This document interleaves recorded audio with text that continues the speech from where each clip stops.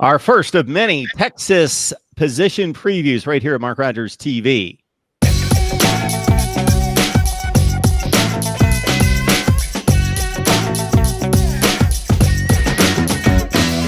All right, talking Texas football, we are breaking down as many positions in the country as we can possibly get to. We're starting with Texas, this first in a long series. And at wide receiver, it's an exciting position. Considering Sam Ehlinger has turned into a much more polished passer than what we saw just a year ago. So his growth and development was substantial this past year. I'm a little disappointed that Lil Jordan Humphrey opted to go to the NFL. And Collin Johnson, I believe, is back. So your thoughts about Texas at wide receiver and what we expect to see this fall? Oh, this would be maybe a top 5 unit in the country if Lil Jordan Humphrey returned, because he was that productive. He goes to the draft, doesn't get drafted, but he was unstoppable last year. Just not the fastest receiver, but he was strong-armed and he could just get yards out of anything. But now they have another strong-arm receiver, 6'6" guy, Collin Johnson. And this guy, I think he will be high on the draft boards this year. I think he'll be a top 3-round pick. Very good vertical game for Collin Johnson. He's great on those jump balls. Sometimes, I know a similar name, I said sometimes he'll even remind me of Calvin Johnson with some of his strength there, a college version of him. But Collin Johnson, I think, is really going to lead this unit this year.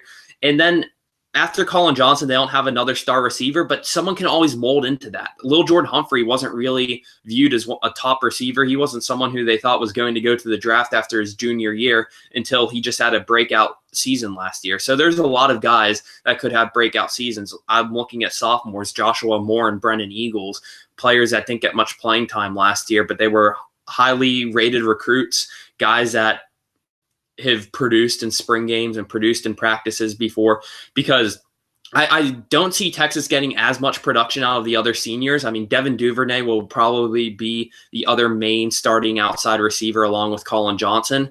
And then they have John Burt, someone who played a lot as a freshman. He's a track star for the team. But I think last year, I think he took a red shirt for just having one catch all season. And as a freshman, he was a starter, and I think he'll go back into a big role this year just with his speed alone. He's one of those Ted Ginn Jr. type receivers who will burn you down the field. Doesn't have the best hands, but what he lacks in hands, he can make up for with his speed. And he's Devin Duvernay is also one of those track star guys. I mean, he has so much speed too, and he'll contribute a lot to the offense. For the other receivers, they have Deshaun Jameson, who's a sophomore, and then the other guys who I mentioned that could be prime for breakout years, Joshua Moore and Brennan Eagles. So they have a lot of weapons, and I've noticed that I think Sam Ehlinger makes receivers better. I mean, I don't know if it's Tim Becker, the offense, but I noticed that Texas's receivers have been a lot better than they were in the Charlie Strong years ever since Sam Ehlinger stepped up as quarterback. Ehlinger last year had a very accurate season, didn't throw many interceptions, and he got the receivers the balls that they needed on target. So I think the receiver position, I think they'll be around the same level as they were last year. They might take just a little bit of a tumble if nobody can step up and replace Lil Jordan Humphrey's production, because he was so fantastic. I think all the Georgia fans, or almost all those teams that he just dominated last year, would probably realize how valuable Lil Jordan Humphrey was to this team.